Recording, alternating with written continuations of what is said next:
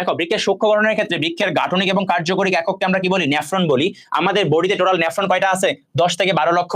উত্তর হচ্ছিল না, একদম কাটা। আমাদের বডিতে টোটাল নেফ্রন 10 থেকে 12 লক্ষ না, আমাদের একটা কিডনিতে নেফ্রন আছে কয়টা, 10 থেকে 12 লক্ষ একটা। তাহলে আমাদের টোটাল কয়টা আছে, 20 থেকে। মানবদের পিএইচ নিয়ন্ত্রণ করে কোন অঙ্গটি? আচ্ছা, এই পিএইচ নিয়ন্ত্রণের ক্ষেত্রে আমাদের অনেকগুলো অঙ্গই ভূমিকা পালন করে। মেইনলি হচ্ছে বাফার সিস্টেম কাজ করে, বুঝছো? এর ক্ষেত্রে কিডনিও হেল্প করতেছে এটার মধ্যে। কিডনি কিভাবে করে আমরা শেষে গিয়ে দেখবো। ওকে, আচ্ছা তাহলে আমাকে বলো টোটাল কয়টা? টোটাল হচ্ছিল 20 থেকে 24 লক্ষ। টোটাল কত, 20 থেকে 24 লক্ষ। আর একটাতে কত, একটাতে হচ্ছে 10 থেকে 12 লক্ষ। এখন দেখো নেফ্রনের মধ্যে অক্ষর কয়টা, নেফ্রনের মধ্যে অক্ষর হচ্ছে 3টা। তাহলে এটা কত, 3 থেকে 5 সেন্টিমিটার লম্বা হয়ে থাকে। আচ্ছা, এই নালিকাগুলো যদি তুমি একত্রিত করো সেই ক্ষেত্রে 36 কিলোমিটার বা 22.5 মাইল পর্যন্ত লম্বা হইতে পারে। ওকে, আচ্ছা তো বৃক্ষের মধ্যে প্রতি মিনিটে রক্ত কতটুকু আসে তুমি কি জানো? ধরো এটা হচ্ছিল বৃক্ষের নেফ্রনের মধ্যে রক্ত প্রতি মিনিটে আসে কত, 125 ml। বুঝছো, 125 ml কি হয়, পরিশোধিত হয়ে ভিতরে আসে কত, 125 ml না, আসে হচ্ছে তোমার 1200 ml। কত, প্রতি মিনিটে আসতেছে 1200 ml। এর মধ্যে আলট্রা ফিল্ট্রেশন হয় কতটুকু, আলট্রা ফিল্ট্রেশন হয় 125 ml। আসে কত ml, 1200 ml। তারপর আলট্রা ফিল্ট্রেশন হয় কতটুকু, 125 ml। ওকে, তারপর এই 125 ml এর 124 ml আবার কই চলে যায়, রক্তে চলে যায়। বুঝছো, 124 ml কই চলে আসে, রক্তে। তাহলে আমাকে বলো চূড়ান্ত মূত্র কতটুকু হইলো? চূড়ান্ত মূত্র হইলো তাহলে তোমার 1 ml। কত হয়, 1 ml। দাঁড়াও জিনিসটা আমি বোঝাই।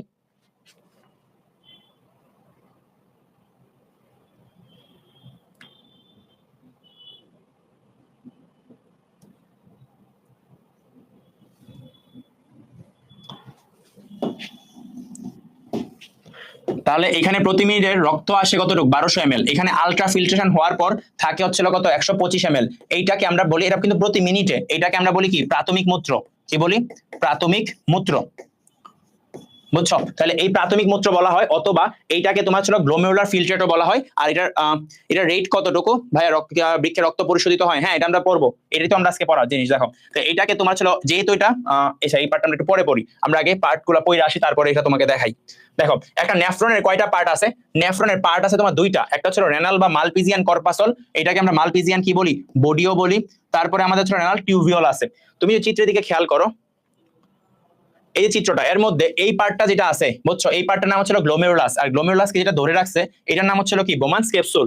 এই দুইটা মিলে ফর্ম করে কি, গ্লোমেরুলাস এবং বোমান্স ক্যাপসুল মিলে ফর্ম করতেছে আমাদের এই রেনাল বা মালপিজিয়ান কর্পাসল, বোমান্স ক্যাপসুল এবং কি, গ্লোমেরুলাস। আর রেনাল টিউবিউল, রেনাল টিউবিউলের ক্ষেত্রে ছিল কি আছে, 3টা।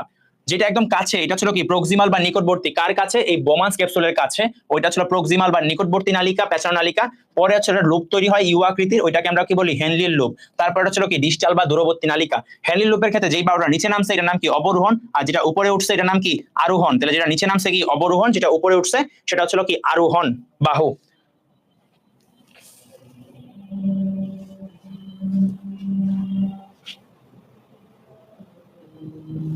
দেখো তো এই যে এই পার্টটা দেখতেছো না, এই পার্টটা হচ্ছে আমাদের কি, বোমান্স ক্যাপসুল। এই পার্টটার নাম কি, বোমান্স ক্যাপসুল। এই বোমান্স ক্যাপসুলের মধ্যে দেখো তো কিছু রক্তজালিকা আসছে আর কিছু কি হইতেছে, বের হইতেছে। তাহলে যেটা আসছে এটা দেখো তো অনেক মোটা না, যেটা আসছে এটা কি অনেক মোটা, যেটা বের হইছে এটা কি অনেক চিকন। তাহলে যেটা আসছে এটাকে আমরা কি বলি, এফারেন্ট বলি। আর যেটা বের হইছে এটাকে আমরা কি কোষিক জালিকা বলি, ইফারেন্ট বলি। কি বলি, ইফারেন্ট। ই মানে কি, ই মানে বের হইতেছে, বুঝছো? তাহলে ওইটাকে আমরা কি বলি, ইফারেন্ট বলি। যেটা বের হয় এটাকে আমরা কি বলি, ইফারেন্ট বলি। তো এইখানে আসার পরে এটা ছিল আরো কিছু বেশ কয়েকটা কোষিক জালিকায় ভাগ হয়ে যায়। কয়টা, 50 থেকে 60টা কোষিক জালিকায় ভাগ হয়। কয়টা কোষিক জালিকায় ভাগ হয় এখানে আসার পরে, এখানে আসার পরে 50 থেকে 60টা কোষিক জালিকায় ভাগ হয়ে যায়। তাহলে আমাকে বলো গ্লোমেরুলাসের মধ্যে তোমার যেটা ঢুকে এটার নাম কি, এফারেন্ট। আর যেটা বের হয় এটার নাম কি, ইফারেন্ট। আর এখানে এসে কয়টা কোষিক জালিকায় ভাগ হয়, 50 থেকে 60টা কোষিক জালিকায় ভাগ হয়ে যায়। এখন আমাকে বলো একটা জিনিস ঢুকতেছে এত মোটা একটা পথ দিয়ে, তারপরে বের হইতেছে এত চিকন একটা পথ দিয়ে, তাহলে এখানে চাপ কি বেশি থাকবে নাকি কম থাকবে? চাপ থাকবে কি, বেশি। তাহলে এখানে একটা বেশি চাপ কাজ করে। এই চাপটার জন্য এখানে কি হয়, ফিল্ট্রেশনটা হয়, বুঝছো?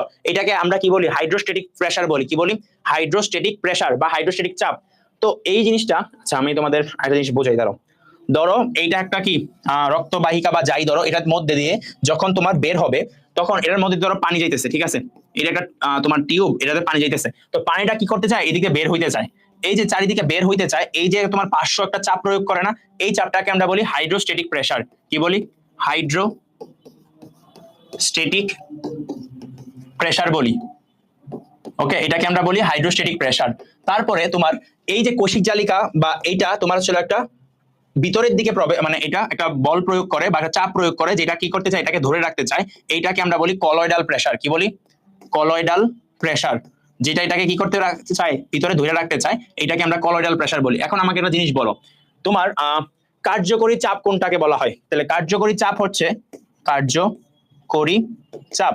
কার্যকরী চাপ কি? যেটা তোমার হচ্ছিল বেশি, ওটা থেকে অপরটা বিয়োগ দিব। তাহলে হাইড্রোস্ট্যাটিক প্রেসার থেকে আমরা কি বিয়োগ দিব? কলয়েডাল প্রেসার বিয়োগ দিব। মানে যেটা বেশি ওইটা হচ্ছিল কি আমাদের কার্যকরী চাপ। আমাকে বলো, যদি এখান থেকে বের হইতে চায় কোনো কিছু, তাহলে কোন চাপটা বেশি হওয়া লাগবে? অবশ্যই হাইড্রোস্ট্যাটিক চাপটা বেশি হওয়া লাগবে। তাহলে এটা যদি কোনো কারণে বেশি হয় তাহলে তো বের হইতে পারবে, যেহেতু কিডনিতে বের হইতে পারে, তাহলে এটা হচ্ছিল কি এটা বেশি। তাহলে এটার মান কত? এটার মান মনে রাখবা, কার্যকর চাপ হচ্ছিল 10 থেকে 25 মিলিমিটার মার্কারি প্রেসার। এই চাপের কারণেই এটা কি হইতে পারে? গ্লোমেরুলার ফিল্ট্রেশনটা হইতে পারে, রক্তটা পরিশোধন হইতে পারে। বুঝছো? তাহলে এই কলয়েডাল প্রেসার থেকে আমাদের হাইড্রোস্ট্যাটিক প্রেসারটা বেশি। কত বেশি? 10 থেকে 25 মিলিমিটার মার্কারি প্রেসার বেশি। এই জন্য এটা কি হইতে পারে? বের হইতে পারে। তাহলে দেখো এখানে কি চাপ কি থাকে? বেশি থাকে। এই চাপটার ভ্যালু কত? চাপটার ভ্যালু হচ্ছে 10 থেকে 25 মিলিমিটার মার্কারি প্রেসার। ক্লিয়ার জিনিসটা? তো আমাদের হচ্ছিল গ্লোমেরুলাস পড়া শেষ। এখন আমরা দেখি বোমান্স ক্যাপসুল। দেখো বোমান্স ক্যাপসুলে দুইটা স্তর আছে না? যেই স্তরটা গ্লোমেরুলাসের একদম কাছেই আছে, ভিতরের দিকে একটা নাম হচ্ছিল ভিসেরাল স্তর। তাহলে ভিতরের দিকে যেটা থাকে এটার নাম কি? ভিসেরাল। তাহলে ভিতরের দিকে যেটা আছে এটার নাম হচ্ছিল ভিসেরাল স্তর। তাহলে ভিতরের দিকে যে স্তরটা থাকে এই স্তরটার নাম কি? ভিসেরাল স্তর। এখন দেখো ভিসেরাল স্তরের মধ্যে কতগুলা কোষ আছে না? এই কোষগুলো যদি আমি আঁকি, কোষগুলো কিরকম? এইরকম। দেখো তো নিচের দিকে পা আছে না? পাকে আমরা কি বলি? পাকে বলি পোডো। বুঝছো? আর কোষ মানে কি? সাইট। তাহলে এই কোষগুলাকে আমরা কি বলি? পোডোসাইট বলি। কি বলি? পোডোসাইট বা পেডিসেল। সাইট বা সেল বলি, কোষকে আমরা সাইট বা সেল বলি না? এই জন্য এটাকে কি বলা হয়? পেডিসেল বা পোডোসাইট। এই পেডিসেল বা পোডোসাইটের মধ্যে ছিদ্র থাকে, যেটার নাম হচ্ছিল কি? পরিস্রাবণ ছিদ্র। এই ছিদ্র থাকার কারণেই এই গ্লোমেরুলাস থেকে রক্তটা পরিশোধিত হইয়া তরলটা এখানে আসতে পারে। তাহলে এই যে বাইরের দিকে যে চাপটা আছে, মানে যেটা আছে, এটাকে ভিসেরাল স্তর বললাম, ভিতরের দিকেরটা। তাহলে বাইরের দিকে স্তরটার নাম কি হবে? তাহলে এই যে বাইরের দিকে যে স্তরটা আছে এইটাকে আমরা বলি প্যারাইটাল স্তর। কি স্তর বলি? প্যারাইটাল। তাহলে প্যারাইটাল আর কি? ভিসেরাল। তাহলে বাইরের দিকে স্তরটাকে আমরা কি বলি? প্যারাইটাল স্তর। ভিতরের দিকেটাকে বলি ভিসেরাল স্তর। এখন মাঝখানে যে স্পেসটা আছে এটা, এই স্পেসটাকে আমরা কি নামে রাখি? এই স্পেসটাকে আমরা ডাকি হচ্ছে ক্যাপসুলার স্পেস। কি স্পেস? ক্যাপসুলার। এটাকে আমরা বলি ক্যাপসুলার স্পেস। কি বলি? ক্যাপসুলার স্পেস বলি মাঝখানে স্পেসটাকে। তাহলে এইখানে ফিল্ট্রেশন হওয়ার পর আইসা কই জমা হবে? ক্যাপসুলার স্পেসের মধ্যে জমা হবে। ক্লিয়ার জিনিসটা? এই বুঝতে পারছো?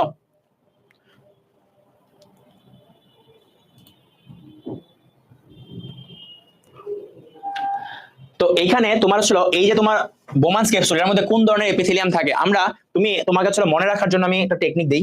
তুমি এটা মনে রাখবা কি, যারা হচ্ছিল শোষণের কাজ করে, কি করে?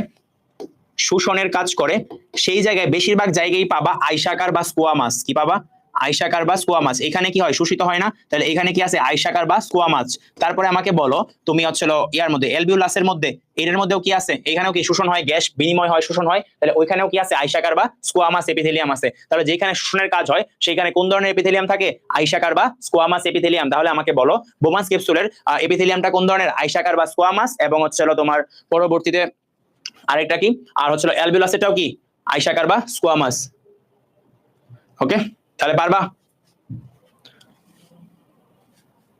আচ্ছা, তাহলে আমাদের তোমার হচ্ছিল বৃক্ষীয় নালিকা, আমাদের হচ্ছিল মালপিজিয়ান কর্পাসল পড়া শেষ। এখন দেখো বৃক্ষীয় নালিকা বা রেনাল টিউবুল কত সেন্টিমিটার দিয়ে দিয়েছে? দেখো তো 3 সেন্টিমিটার। এটা যদি তুমি মিলিমিটার নাও কত হবে? 30 মিলিমিটার।